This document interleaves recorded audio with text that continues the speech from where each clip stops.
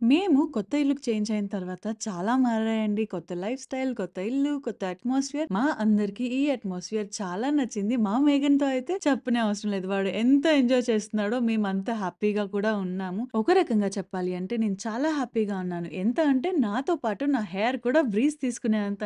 మరి ఇలాంటి ఒక హ్యాపీ, హెల్తీ హెయిర్ కావాలంటే ఏం చేయాలి? డిష్ వాషర్ తోటి హెయిర్ వాష్ చేయాలి. కాదు కదా! మరి మనం రెగ్యులర్‌గా వాష్ చేసే షాంపూస్‌లో అవే ఉంటాయి.